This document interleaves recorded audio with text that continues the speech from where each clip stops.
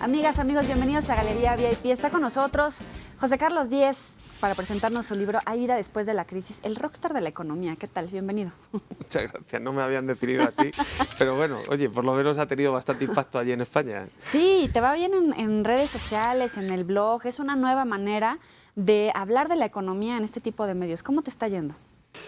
Bueno, hombre, lamentablemente hay una crisis y una demanda natural por la información económica y luego yo he conseguido hacerlo accesible y mantener el rigor. Yo soy profesor en la universidad, enseño teoría económica, pero consigo cuando estoy en los medios bajar el nivel y hacerlo bastante pedagógico, poner bastantes ejemplos, metáforas y la verdad es que el lector y el seguidor lo agradece. En la academia, en radio, en televisión, en periódico, en medios reconocidos, en un tema que puede ser complejo, pero si te leemos es muy sencillo. Por eso quisiera empezar primero por el libro, ¿no? ¿Cómo entender la crisis económica internacional en Europa, en el Reino Unido y después extrapolarlo, ¿no? ¿Cómo nos afecta aquí en México? Bueno, son crisis que se producen cada muchas décadas.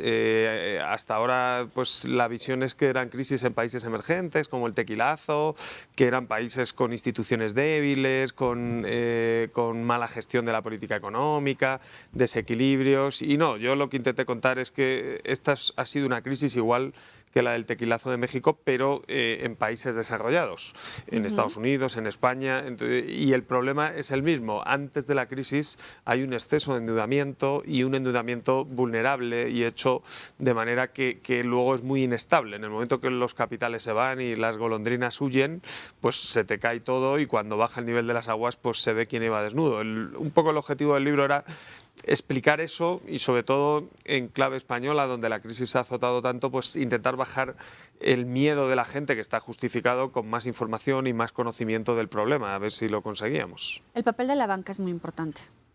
Bueno, determinante. La deuda se materializa en crédito y el crédito lo canaliza la banca. La banca tiene dos misiones. Una, garantizar los medios de pago, que puedas ir a un cajero de automático y sacar dinero o pagar con una tarjeta de crédito. Y el otro es coger el ahorro de las familias y transformarlo en crédito para las empresas. Ese proceso es determinante para el desarrollo económico, para la creación de empresas, para la creación de empleo. El problema que hubo en el caso español y también en México antes del 94 es que ese ahorro se canalizó hacia sectores donde se montó una burbuja y además no solo con ahorro interno, sino que se apeló a los mercados internacionales, como pasó en México en el 94, cogiendo ahorro de fuera para canalizarlo a las familias y a las empresas para endeudarse. En México en el 2008 no le afectó mucho eso, le afectaron otras cosas porque no habíais tenido endeudamiento y crédito. En España los niveles de crédito eran desproporcionados. No sé qué decirte, para que te hagas una idea, el endeudamiento en España en términos de PIB de las familias españolas es como 10 veces el endeudamiento en México. O sea que hemos alcanzado unos niveles de deuda muy elevados. Las hipotecas, por ejemplo, aquí en México decíamos, a partir del 94 hubo dos gestiones donde no se conoció la devaluación, no había la crisis como se conocía antes, ¿no? Y esa es una de las grandes banderas de los exgobiernos panistas. Sin embargo, ahora vimos que el crecimiento se fue haciendo cada vez menor, la expectativa también decreció y bueno, al final no nos fue tan bien en el primer año. ¿Ustedes cómo lo ven desde allá? Bueno, yo creo que México ha cambiado el sentimiento. Yo tengo familia aquí, he seguido mucho al país, quiero mucho al país por el vínculo que tengo familiar y siento lo peor que le puede pasar a un país es que te manden las cámaras de la CNN.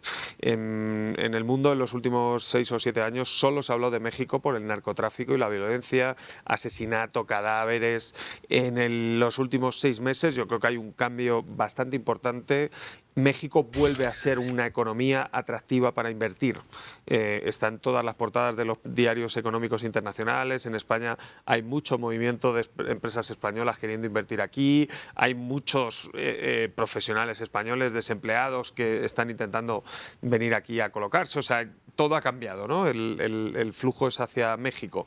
Yo creo que eso es positivo, el cambiar el sesgo, pero creo que como Ulises deberéis poneros tapones en las orejas y no dejaros llevar por los cantos de sirena, ¿no? Porque eso que es positivo, primero hay que materializarlo y segundo hay que hacer muchas más cosas. O sea, las reformas son condiciones necesarias, pero no suficientes. El país tiene que crecer, hay que aumentar el número de empresas innovadoras, competitivas, que exportan, hay que mejorar la educación, hay que mejorar la calidad del empleo, deberíais subir los salarios, aumentar el nivel de vida. O sea, está muy bien a cambiar el sesgo, pero es el inicio del inicio. Yo creo que hay que ser prudentes y seguir trabajando. Empezaron con la reforma hacendaria y la reforma energética. Allá nos va bien entonces, por lo menos en esa imagen.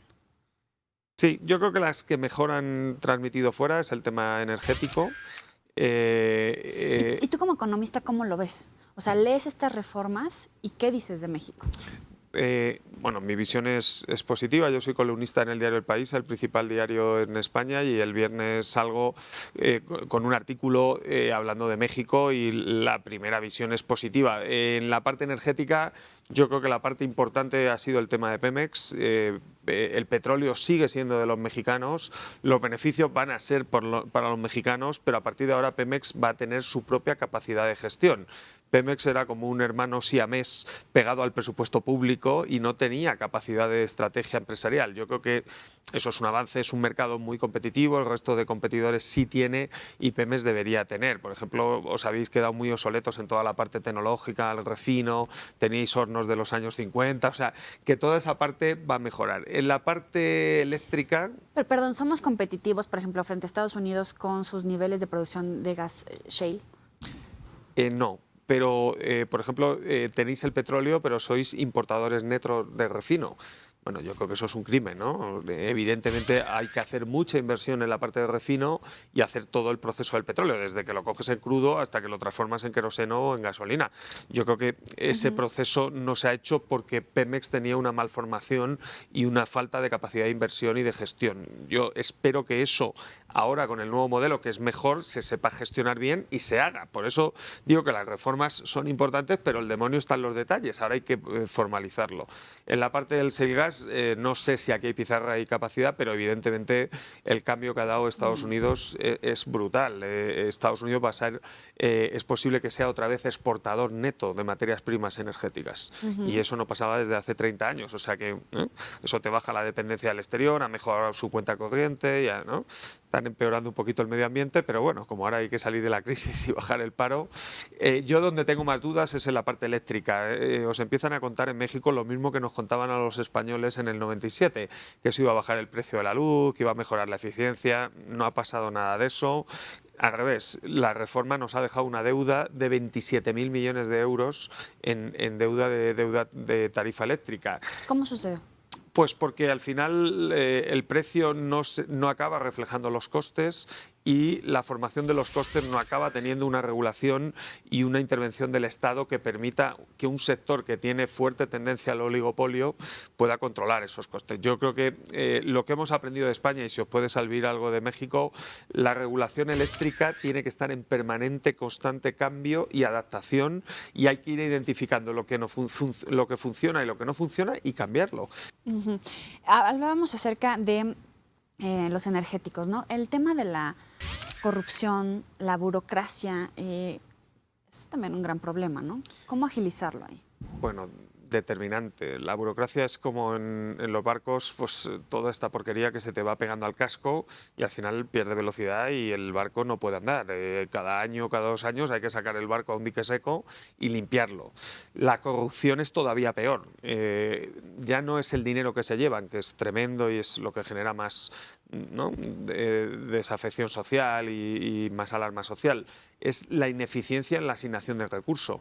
Tú no le das la concesión o la gestión al más eficiente, se la das al más corrupto y al que más cerca tiene al corrupto, al que más dinero paga. Y eso tiene mayor coste que el dinero que se llevan. Yo creo que esa es una gran lacra y en el caso de México lo que te cuentan, porque yo tampoco es que esté aquí todos los días, es que la corrupción ha llegado a un nivel muy, muy institucionalizado. Hay corrupción en todos los países del mundo y es una condición humana, ¿no? Somos carne débil. El tema es que en México yo creo que ha llegado a un nivel la metástasis está muy extendida y luego cuando se consigue determinar la corrupción, no hay la suficiente contundencia desde la justicia para acabar con ella de manera contundente, ¿no? Yo creo que eso es una gran reforma que va a costar, porque una vez que has institucionalizado eso, pero evidentemente tiene que ser una prioridad del gobierno y de la sociedad. Hay mucha permisividad y eso permite que los corruptos ya se hayan hecho inmunes. Me lleva al otro tema, la reforma hacendaria, ¿no? ¿Ustedes cómo lo capitalizan cuando ven un país como México, donde se hace una reforma donde finalmente van a pagar la misma cantidad de gente que antes ya pagaba? Sigue habiendo altos niveles de evasión fiscal, sigue habiendo economía informal, etcétera. Bueno, esa reforma es determinante. México necesita hacer Estado. Es verdad que ya hay un Estado, pero las instituciones son débiles, la educación pública es susceptible de innumerables mejoras, la sanidad pública tiene que mejorar, el transporte es un caos, el DF es, como dicen, una ciudad de primera porque no puedes poner la segunda. Vas por la calle y siempre estás atascado. O sea, que evidentemente que todo eso tiene que mejorar.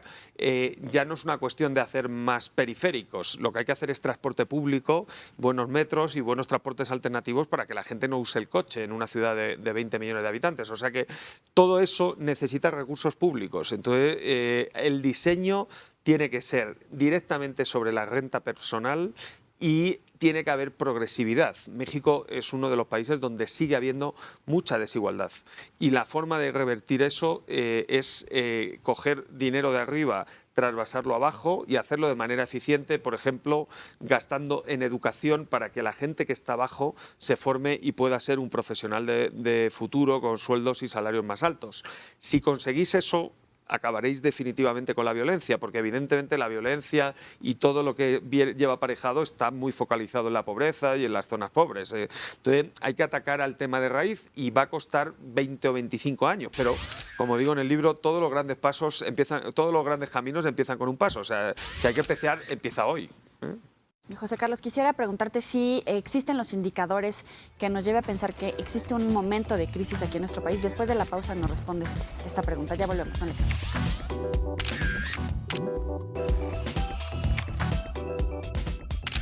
Lo que falta ahora es crecer. México es la eterna promesa. Llevan 10 años diciendo que iba a haber un boom de crecimiento. Sois el país de los que menos ha crecido en América Latina en los últimos 10 años.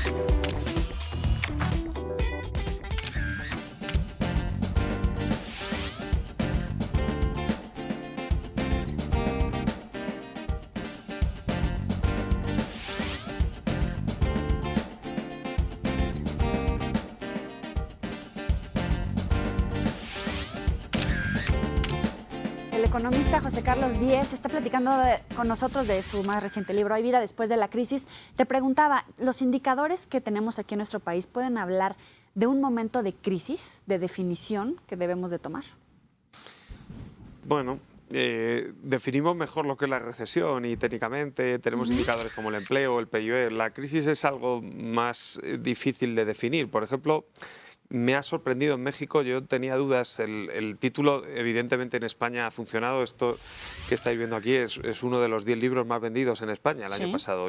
Pero claro, allí Super best la seller, crisis se ve, ¿no? Porque el empleo cae, el PIB cae. Aquí yo pensaba que no iba a funcionar, pero sí está funcionando. La sorpresa es que la sociedad percibe que está en crisis, ¿no? Y tiene que ver porque habéis tenido crisis tan duras. Yo creo que al final, como decía Ronald Reagan, recesión es cuando tu vecino pierde el empleo. Crisis es cuando lo pierdes tú. La economía es algo muy personal. Si tú, por ejemplo, lo que estoy percibiendo en México, habéis conseguido estabilizar la inflación, eso es un gran avance, pero se ha hecho a costa de perder capacidad adquisitiva en los salarios. Los salarios han dejado de crecer y, sin embargo, la cesta de la compra y la percepción es que crece más incluso de lo que dice el IPC y la estadística oficial. Entonces, es evidente que si el ajuste lo estás sufriendo tú en tu renta y poco a poco, año a año, vas perdiendo capacidad adquisitiva, aunque el PIB crezca, tú estás peor.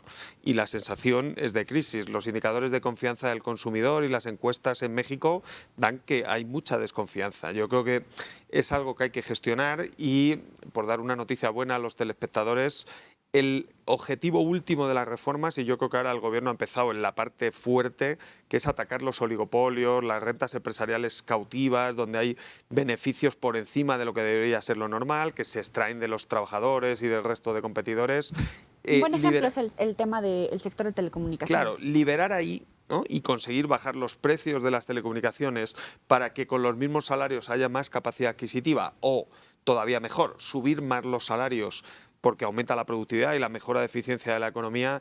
Yo creo que ese debe ser el objetivo último, porque si no consigues eso, las reformas fracasarán. O sea, las reformas triunfarán si el mexicano medio mejora su nivel de vida, si mejora la clase media, si hay gente que sale de la pobreza y empieza a entrar en la clase media, si gente que sale de los estudios consigue un trabajo y cada vez progresa y mejora. Ese será el desarrollo y el que perciba el ciudadano. Si las reformas son para seguir mejorando los beneficios empresariales y el capital y haces una política económica que beneficia al 1% más rico de la población, pues tu gente será infeliz.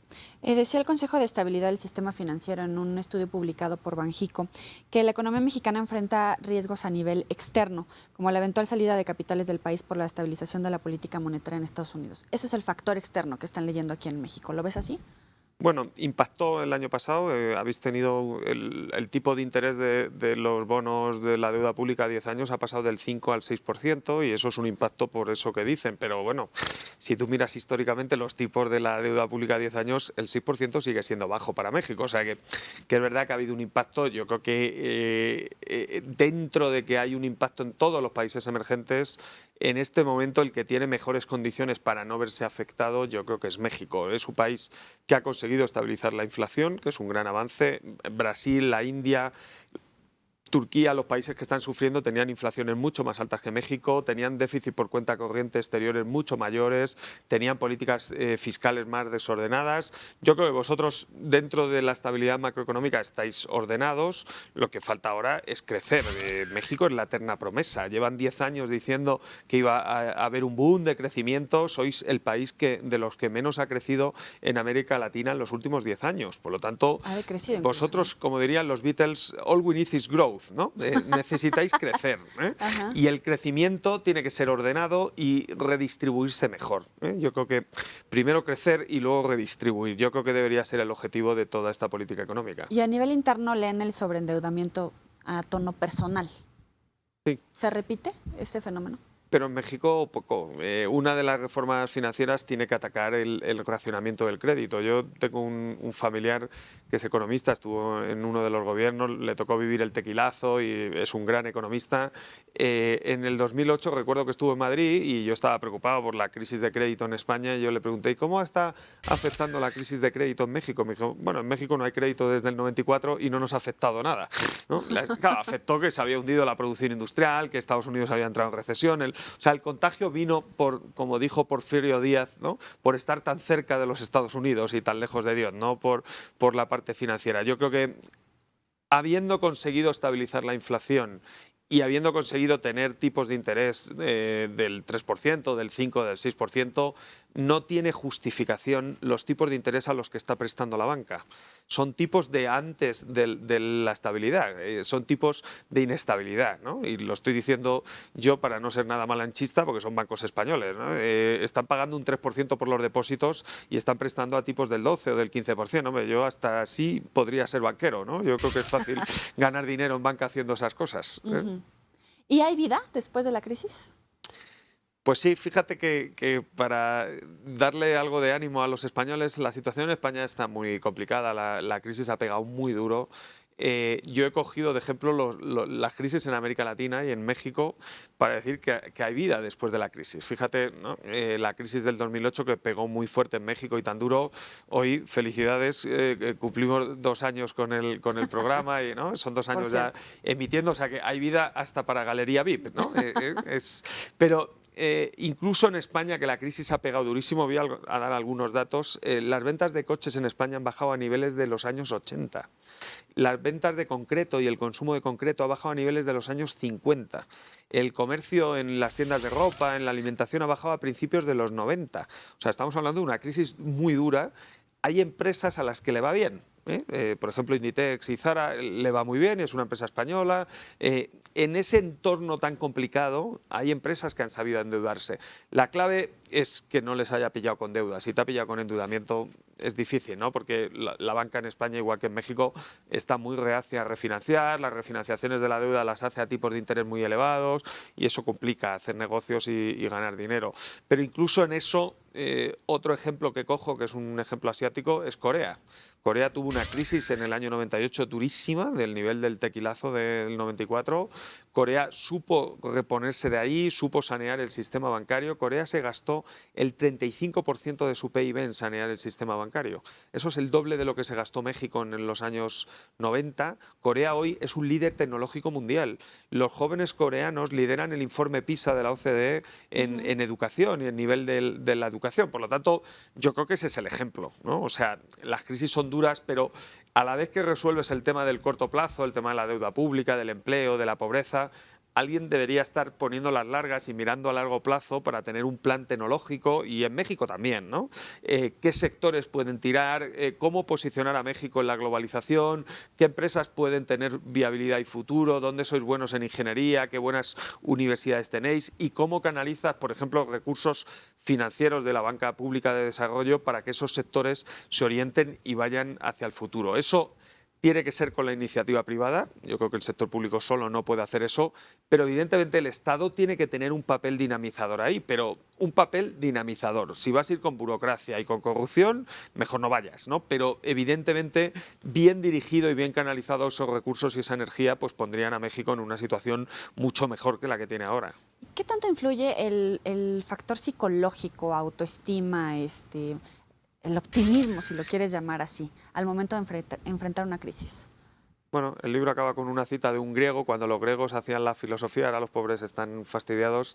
Se llama Heródoto y decía, tu estado de ánimo es tu destino. Evidentemente, ¿no? Yo cuando empecé con este libro, era mi primer libro, yo no era un autor conocido, sí era un economista conocido, pero no era un autor conocido y era un momento de mucha debilidad en el mercado de la venta de libros en España.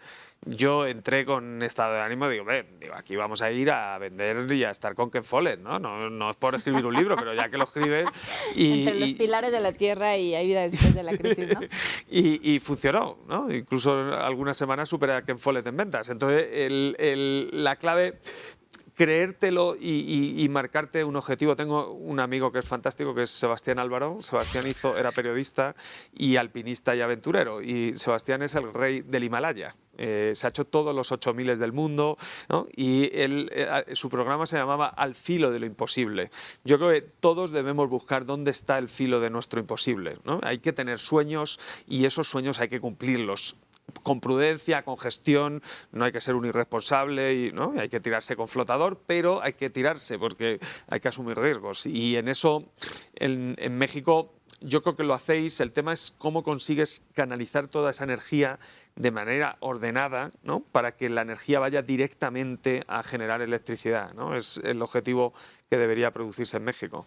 Y en tu caso, ¿cómo giraste, ¿no? De ser un economista a ser este monstruo ahora en los medios de comunicación, en las redes sociales, etcétera, hasta de bestseller, o sea. Bueno, el libro ha sido el ejemplo. Nosotros teníamos un objetivo de vender 10.000 ejemplares, vamos por 50.000 y no nos cansamos. Hemos venido a México a vender otros 50.000 si es necesario, ¿no? Me sale de manera natural, no busco la comunicación. Yo soy profesor desde hace muchos años, estoy en la universidad y yo ya tengo el conocimiento. Lo que me interesa es que cuando voy a una entrevista en Galería VIP es que el telespectador lo entienda, porque yo ya me lo sé, yo ya lo he contado muchas veces. Entonces es un reto diario, ¿eh? Bueno, en México es un reto cada hora, porque he tenido una agenda de entrevistas muy dura, ¿no? Y cada uno, para mí, cada programa, cada conferencia, cada charla con un lector es un reto y te lo planteas como si fuese la Fórmula 1 o como si fuese la América, que está aquí cerquita del campo de fútbol y se trata de ganar la liga y aquí partido a partido. Y yo me he planteado el libro partido a partido y ha funcionado. La verdad es que el lector agradece, ¿no?, que el autor tenga esa entrega hacia él, que tenga esa bondad para él. Yo no tengo ningún interés ni ningún ego. El ego ya lo cumplí y nunca pensé que iba a conseguir tanto, por lo tanto tengo mi ego cumplido. Mi objetivo con este libro es que el libro se entendiera y que el lector tuviese una mejor visión y comprensión de la crisis, de qué le ha pasado a la economía global, cómo mejorarla. El libro, cada vez que identifica un problema, tiene una solución. Puede que no sea la mejor, pero es mi solución y le dejo siempre al lector la libertad para elegir él, ¿no? Es un libro nada comunista, es un libro muy liberal donde el lector es libre. Yo no le condiciono en su criterio, lo que pasa es que, oye, cada uno tiene sus truquitos, sí le dirijo hacia lo que yo creo que es, ¿no? Mis detractores, que los tengo, hasta tengo páginas donde me insultan y todo, permanentemente todos los días, y bueno, pero tiene que ser parte del circo, yo lo asumo, hasta ellos, mis detractores, asumen y reconocen la habilidad para transmitir los conceptos, ¿no? Hay que trabajar bien el concepto, pasarlo por el pasapurés y hacerlo totalmente masticable, ¿no? Yo creo que teníamos una visión de la economía muy árida y mi objetivo es hacerla más amigable. Este libro no es todavía el mejor, estoy escribiendo ya el segundo, ya te amenazo que vendré a presentarlo. ¿De qué Y es? el segundo es un libro puro de concepto. Voy a explicar qué es la economía de mercado, qué es el déficit, qué es el sector público, qué son los impuestos, por qué poner un impuesto y no poner otro, qué efectos tiene, qué es el sector bancario, qué es un crédito, cómo puede mejorar el funcionamiento de la economía, mejorando el... Bueno, pues todo lo que es, todas las preguntas que quisiste hacer sobre economía y nunca te atreviste a preguntarlas. Y aquí lo vamos a tener en la presentación. Muchas gracias por estar aquí con nosotros. Dile a la gente en qué redes sociales te puedes seguir. Bueno, pues estoy en Twitter y luego tengo el blog en el diario 5 Días en España, que es El Economista Observador, que tiene una pequeña influencia allí. Es el blog de economía más seguido en España. Muy bien, José Carlos Díez, muchas gracias por estar aquí. Un placer. Y gracias a ustedes por acompañarnos. Pásenla bien.